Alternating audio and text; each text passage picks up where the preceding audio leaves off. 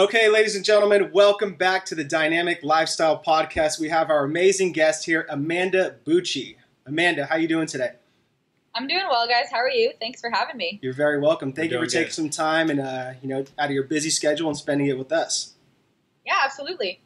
So, Amanda, we like starting off the podcast by getting to know who our guest is. So, if you would like to tell us what your story is and who Amanda Bucci is, that'd be amazing.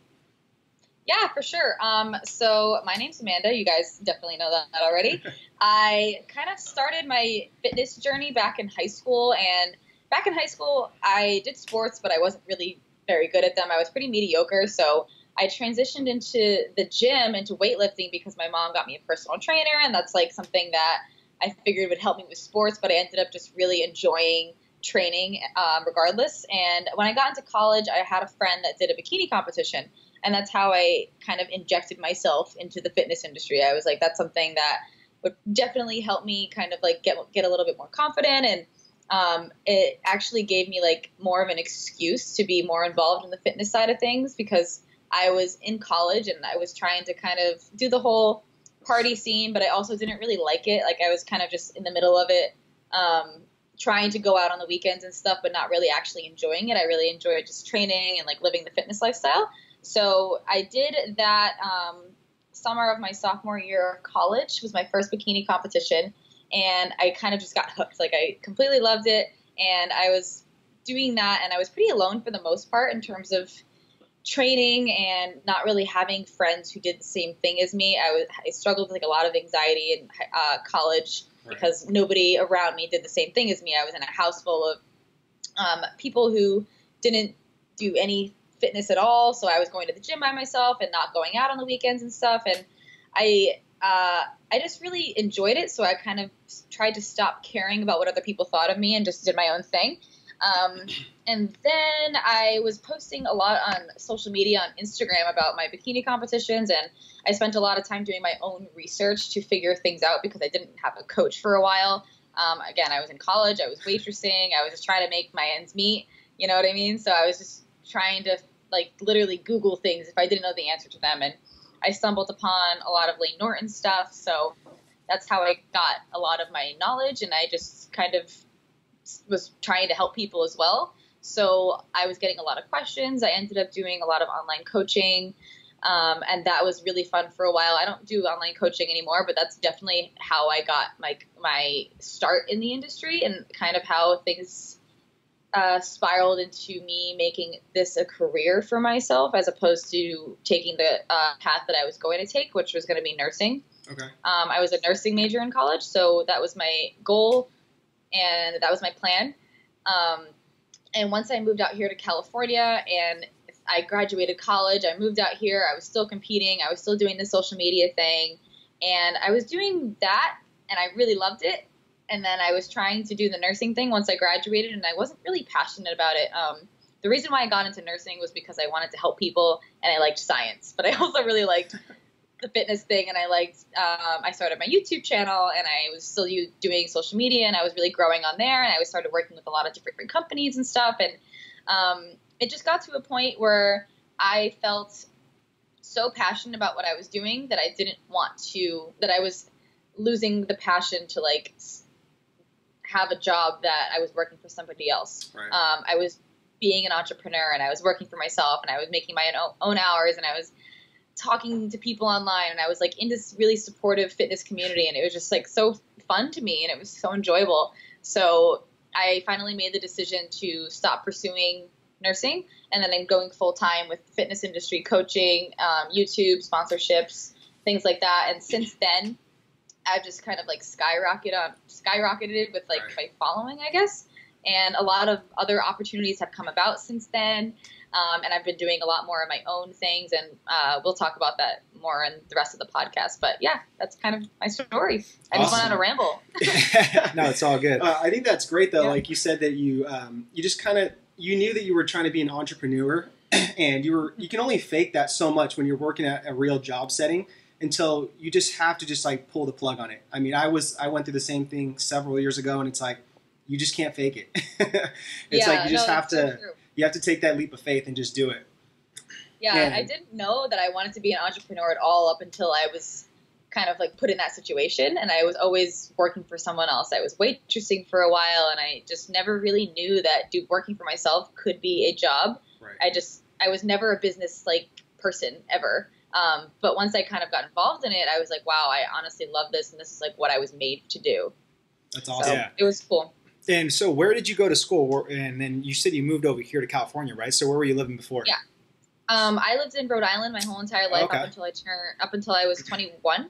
And I went to school in Rhode Island too. So I never even wanted to step outside of my comfort zone. Like I never applied to colleges that were further than like a 2-hour radius away from me. So I was pretty like just settled where I was, and I moved to California for the first time. I moved there for 3 months, the summer of 2014, I believe.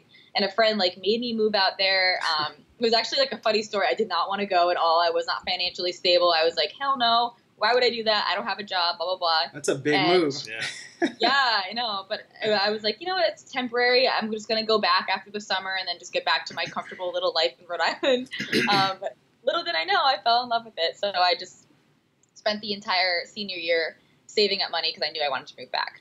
Yeah. Awesome. So take us through that moment, because, you know, somebody coming from Rhode Island and then coming to California, where, especially LA, right? I mean, you're coming into a whole new animal. The expectations are high up here. I mean, you hear all the stories of people that come out here with the dreams to make it, and, you know, some people make it, some people don't. You know what I mean? So take us through that moment to where, like, that transition period where you moved, you know, from Rhode Island, getting accustomed here to California, and what was really like that biggest like selling point to where you're like, there's no way in hell I'm going back to Rhode Island.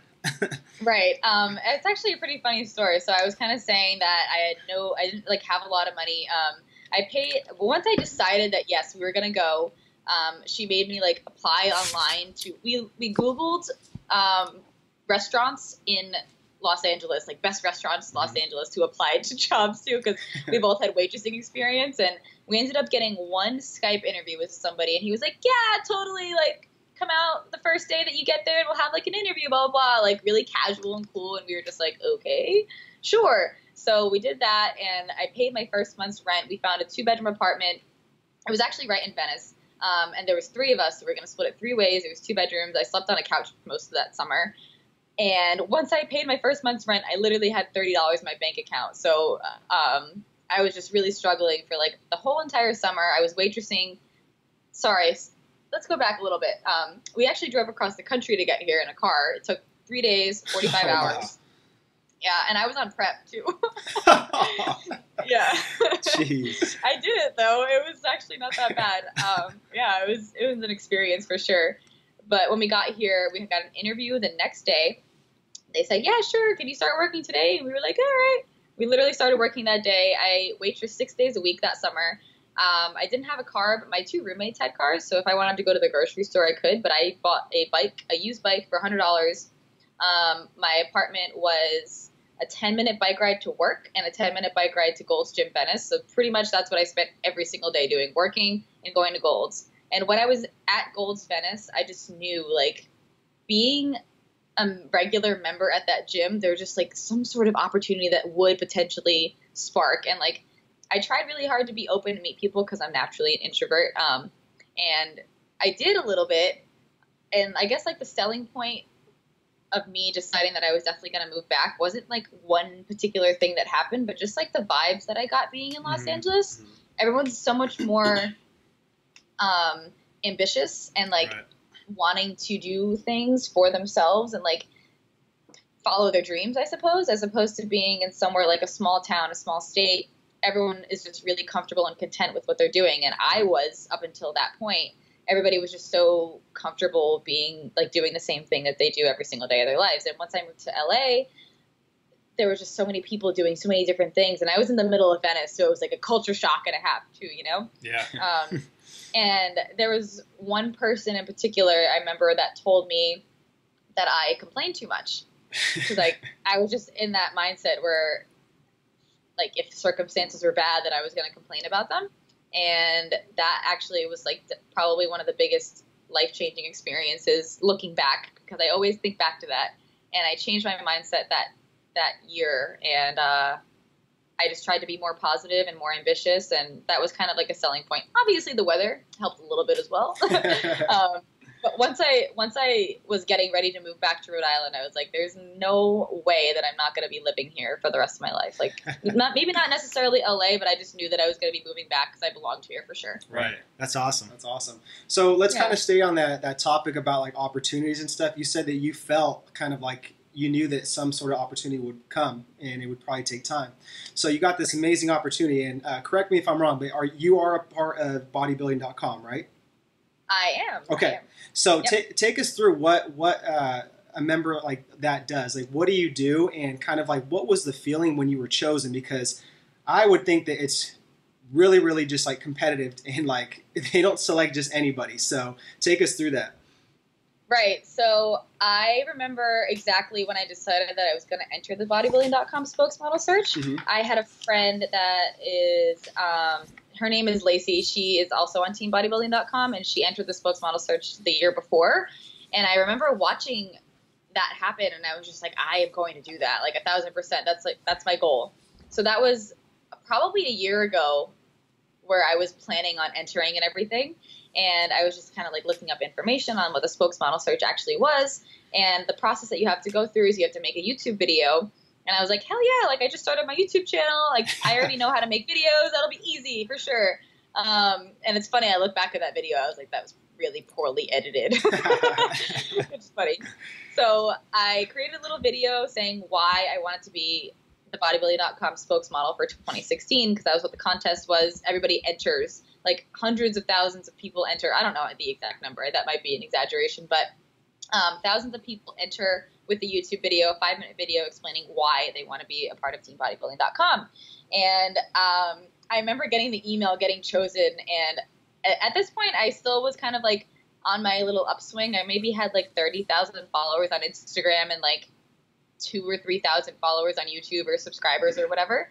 And I was just like so blessed and so excited to be chosen. And I was like, this is so freaking cool. And I remember when they first posted all of the spokesmodel search like winners on their Instagram page. And I was like, oh my God, it was just like the most amazing opportunity. And then I remember this specific email when they chose the top 10, because they chose 20 people originally from the videos. And then people voted for the top 10. And after the voting happened, the top 10 and essentially went through like a prep. Like I had to prep for 8 weeks for the LA Fit Expo, which is where we all competed on stage. And then we also did like photo shoots and stuff going to the bodybuilding.com headquarters. And that was literally the most incredible experience of my whole entire life. But being a part of bodybuilding.com now, after going through the spokesmodel search, they actually signed most of us or all of us that made the top 10. And that was like so amazing, because going to the headquarters and seeing what they're all about after actually already respecting the company as a whole in general, just because they're one of the biggest companies in the fitness industry. Like everybody goes to bodybuilding.com for their supplements, for their like workouts, for nutrition tips. They post articles every day. They post videos every day on YouTube. There's just like all of the content is all there. Yeah. And that's just something that like everybody kind of knows. And their image is really wholesome and humble as well, and I really appreciate that, because it's something really rare in the fitness industry, I think. And they stuck to those core values of just like being really relatable and having their athletes. Like I respect every single athlete that is on the team now, and being a part of that is just a really, really cool experience. So I go to expos with them. I'm actually going to Florida next weekend for the Fort Lauderdale Fit Expo with bodybuilding.com. And they always are trying to like create more content with their athletes. I'm going to Sacramento to the Super Training Gym in a few weeks to shoot a Girls Who Lift kind of segment at like with like powerlifting girls on teambodybuilding.com, like Ashley Horner and Leanna Carr. They're just always trying to do more things and kind of help us out and propel us to do better and to kind of be more successful, while also creating really good and helpful content for the rest of the world that follows them. So it's honestly like the coolest experience being part of the team. That's awesome. Yeah, seriously, congrats too. Thank you. Thank you. Yeah, so let's kind of stay on the same page on what we're talking about with like competing and stuff like that, because you mentioned that. So I want to know, what's the biggest thing that you love about competing? Like what made you fall in love with it to where you're like, you know what, I want to make this into a career type of thing and a lifestyle type of thing? Right. So when I first started competing, I definitely did it for like vanity reasons, because I always felt like I wanted to look better. I had the whole training thing down. I loved training, but the nutrition was really my struggle. I like to eat. I didn't really have any particular reason to diet, and I never had before. So once I did that for the first time and saw the results that I got from it, I was just hooked. It was super addicting. And I saw that if I continued on the process of muscle building and cutting and competing and continuing that process over and over again, like what the results could be. And it's definitely true. Like over the years, I think with competing is why I look the way I look today, and I think it's great. But in hindsight, that's not necessarily the reason why I can say that I love competing today. The vanity reasons, yeah, sure, you get lean, it's awesome, blah, blah, blah. Mm-hmm. But for me, competing is going through a prep is a mental challenge for the most part, if anything. Physical and mental, of course. Dealing with being tired, being fatigued, having to still continue to train and do cardio and hit your macros, even though things might be hard and things might be difficult. That's really, really like what built up my character and made me like the strong person that I am today, because having to go through a prep and also deal with life, it just makes life 10 times harder. And having to overcome challenges in a healthy way and find healthy ways to cope, like meditating and journaling, because you can't cope by drinking alcohol or overeating or anything because you're on prep. Like you have to kind of get over it and just do your job and figure out how to deal with things in a different way. I really think that it helps you to learn how to face your problems head on, and it helps you to be a headstrong person and to be a confident person, and also having to deal with being on stage, enjoying the stage. I love actually being on stage and like showing off what I worked so hard for, but sometimes you don't necessarily get the placing that you want. Right. And a lot of new time competitors think that they've worked so hard, this is the best that they've ever looked in their whole entire life. They spent 4 or 5 months, however long, prepping and being 100% dedicated 24/7. You have to be dedicated 24/7 to compete and do a prep. It's not just like you go to your sports practice and then go back home and do whatever you want. It's all day. So that's like such a accomplishing feeling. And then when you get on stage, you show off what you worked for, and you get like, you don't place at your show, it can be super discouraging. Absolutely.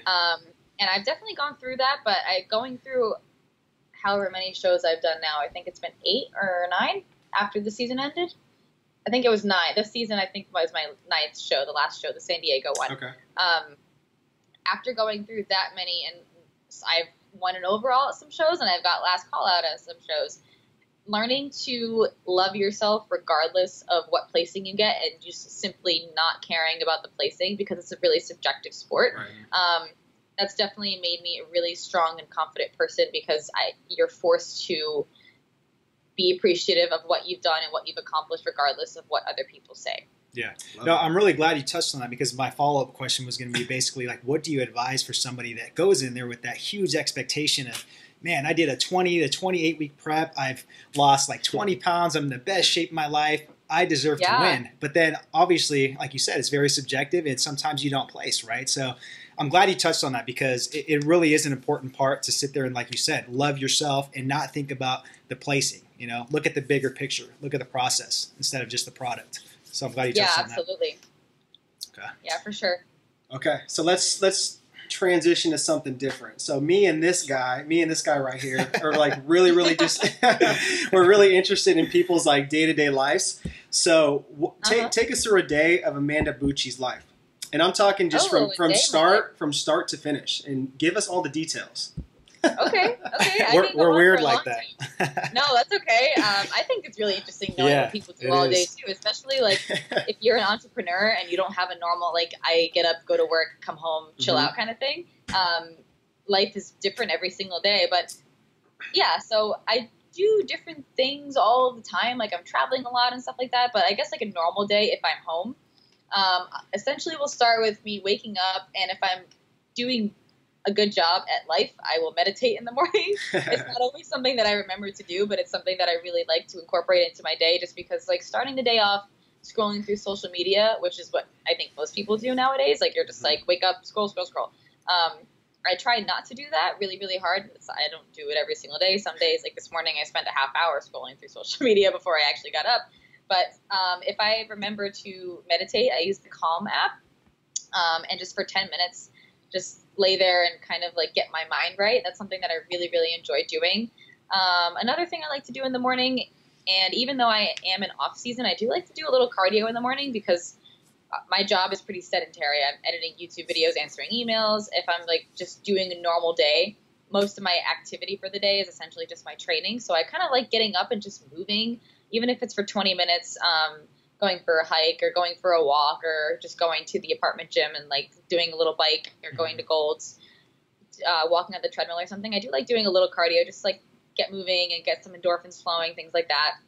I also, if I'm being good, I like to stretch right afterwards, take the time to kind of relax, and through the whole self-awareness meditating thing, I've just been really trying to focus on doing like relaxing things in the morning. I take my mornings pretty seriously just because if you do the wrong thing in the morning, or if you're stressed out in the morning or whatever, it can really set the tone for the rest of the day. So my mornings are really important to me, and then the rest of the day is really just like a toss-up. So if I'm not editing a YouTube video or answering emails or just like sitting at my computer, I will be either traveling. I've been traveling a lot lately for different reasons, for expos, for workshops, things like that.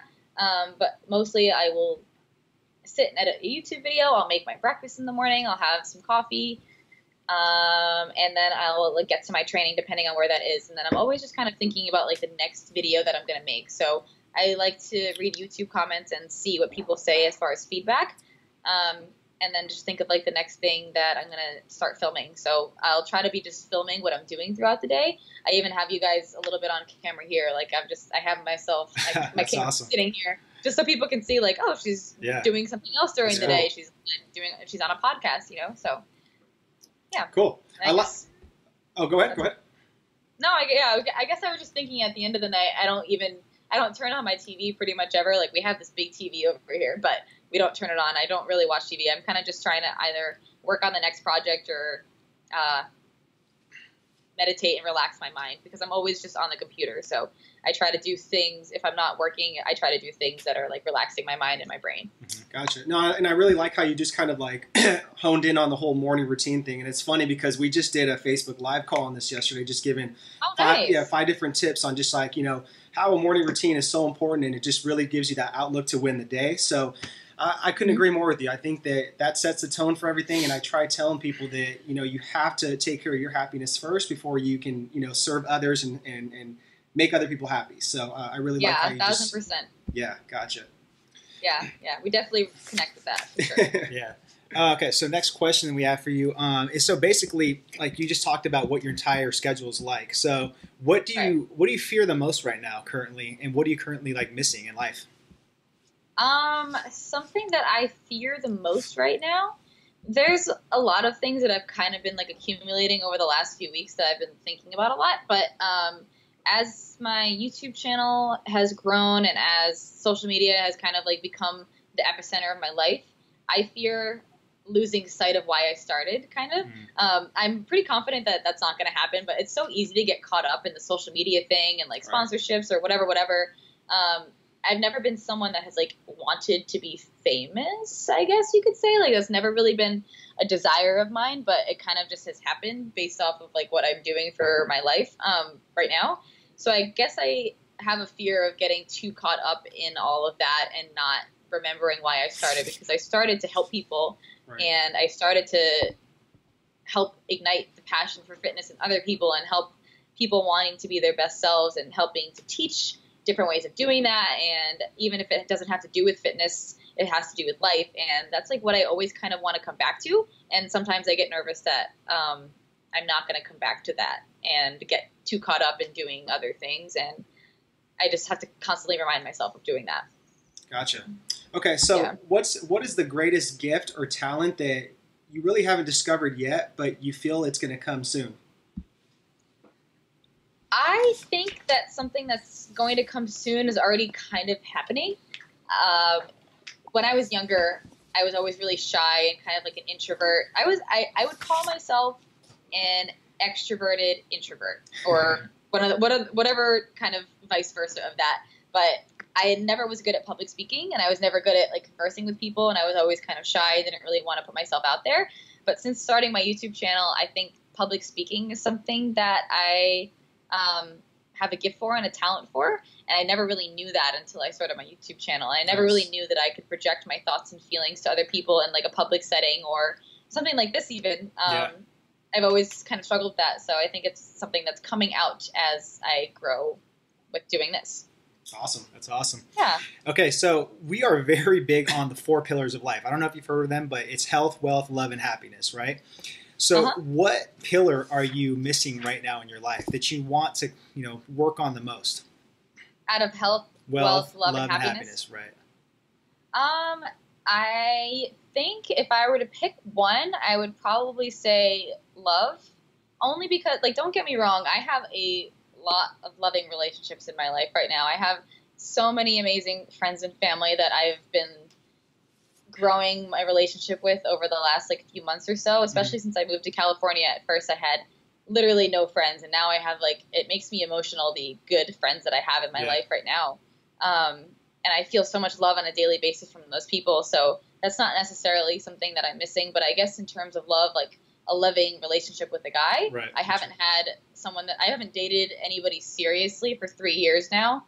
And a lot of that has to do with like the fact that I knew that I was moving away and I didn't want to get into a serious relationship. And I've been so focused on like my business and myself, and competing is like a selfish thing. So starting a relationship is hard and difficult. And I also have so many friends that have really awesome and loving relationships that I like view what I want mine to be like because of theirs. Like I see so many really good ones. So I'm young as well, so that's something that like I don't really want to necessarily just settle on and kind of screw around, I guess. So I guess if I were to pick one thing, that would be it. But aside from that, health, happiness, and wealth, I think I'm good in those areas for now. Yeah. No, I appreciate you being like honest with all that stuff. I really do. Being authentic and everything like that. And I'm sure, I mean, you're very, with all due respect, you're very beautiful. You're talented. You got a lot going for yourself. So you shouldn't have a problem anytime soon. Yeah. Don't settle. Well, I'm not worried about having a problem.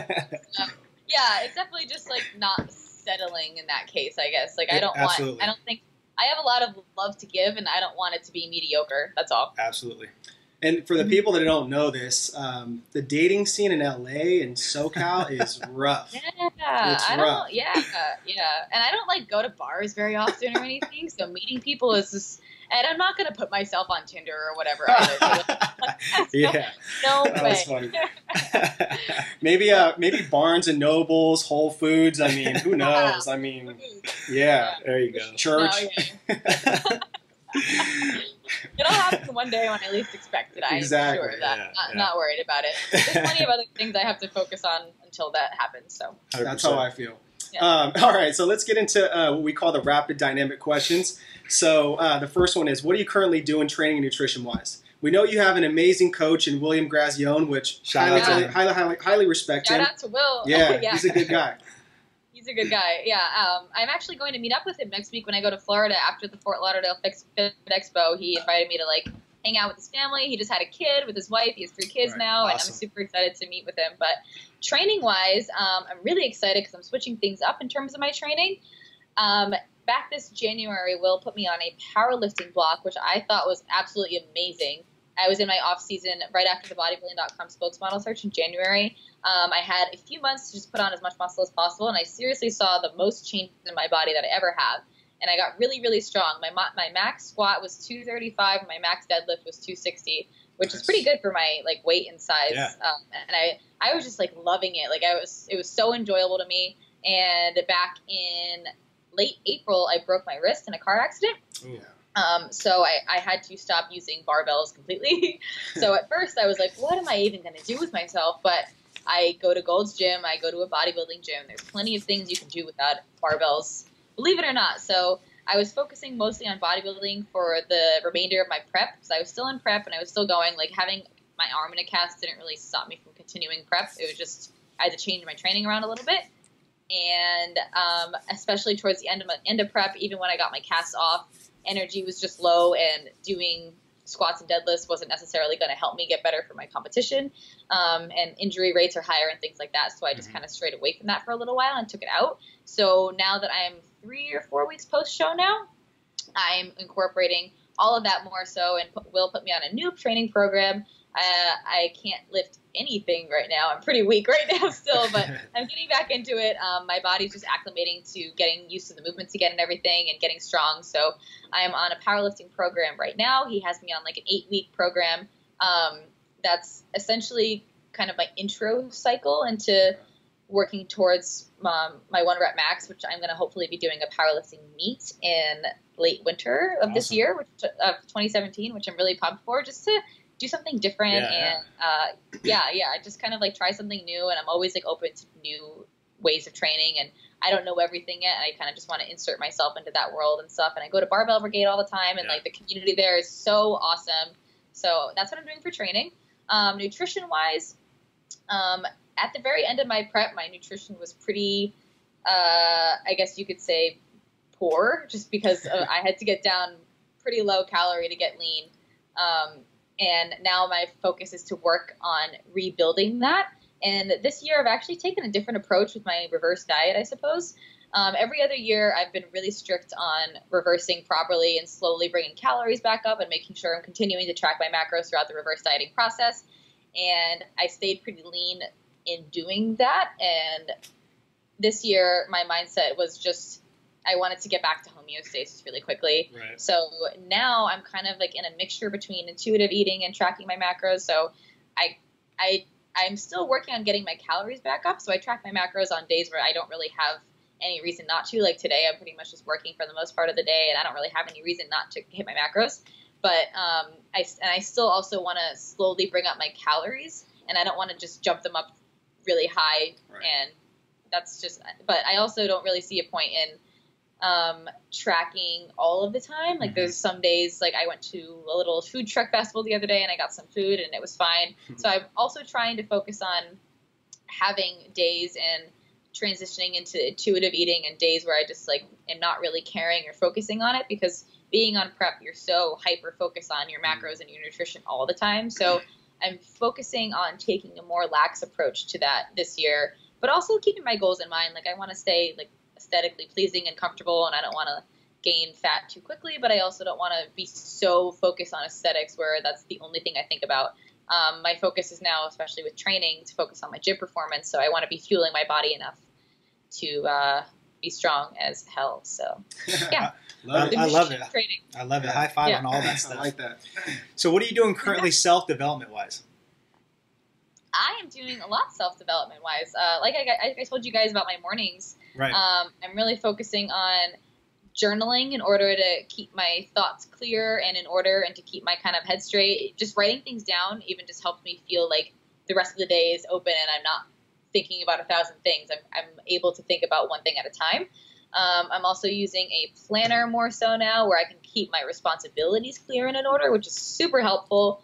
I don't know why I previously didn't have a planner. I was like the most organized person in college, and for some reason I got away from having a planner. So I recently bought one, and I feel like everything is organized now, and it's amazing. Yeah. I thrive on structure, so that's been helpful.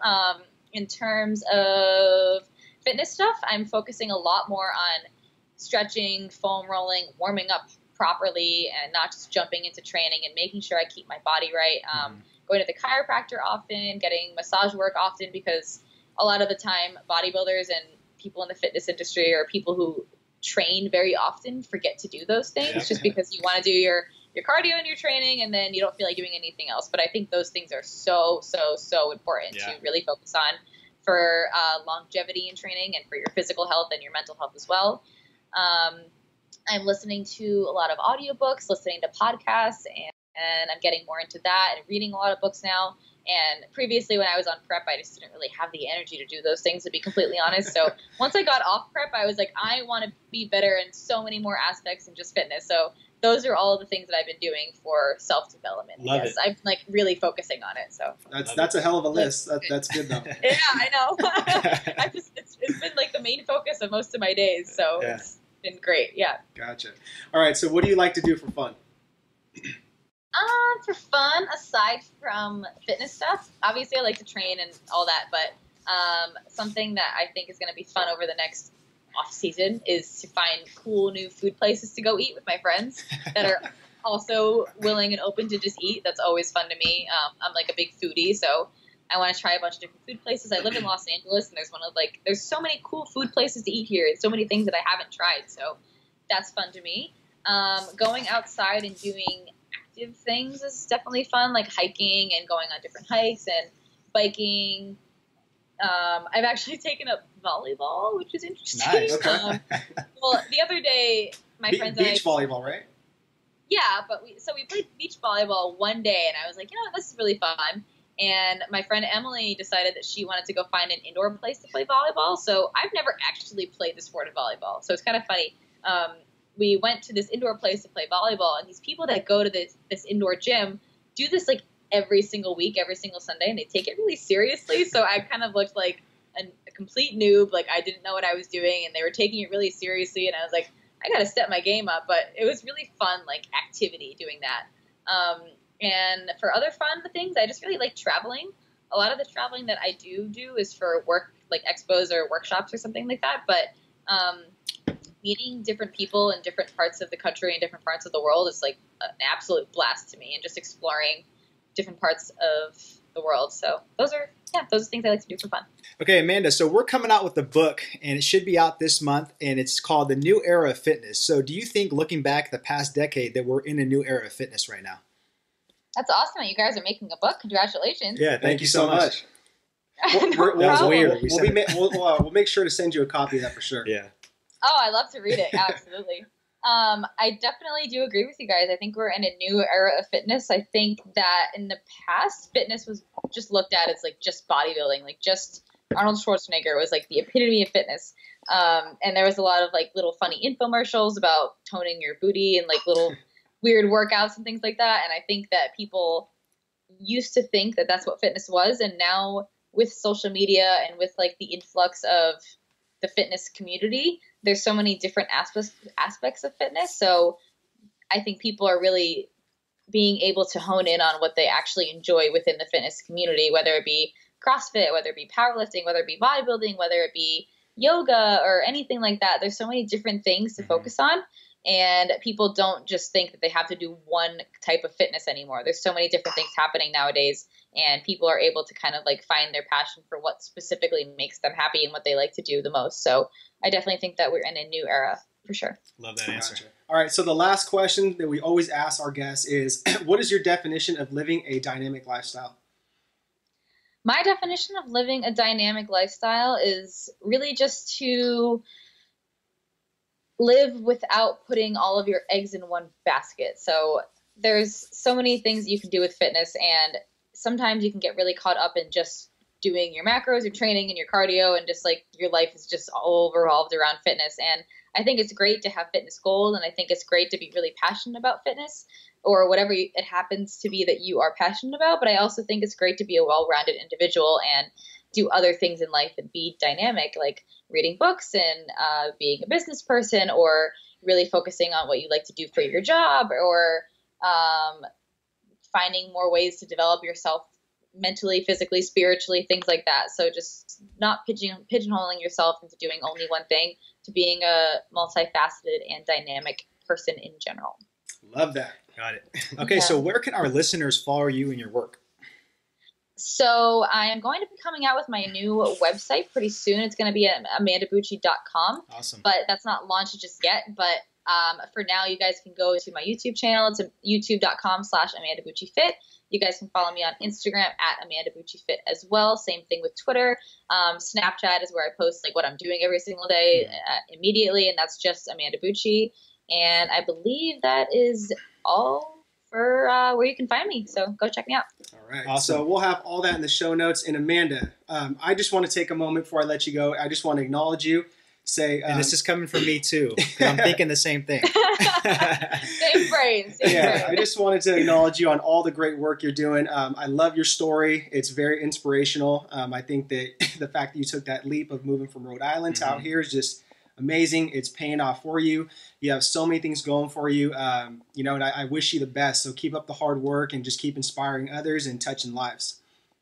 Yeah, thank you guys so much. You guys are doing really great work as well, and I'm really happy to be on your podcast. So thanks so much for having me. Thank you. All right, Amanda, thanks so much for your time. We'll talk soon. Hey guys, thanks so much for watching the video. So below, I want you guys to subscribe to our community. From there, you guys can get your 2 guides on the Physique Development Guide, the Nutrition Myths Dispelled Guide, and join our community and get all access to everything else that we're giving out.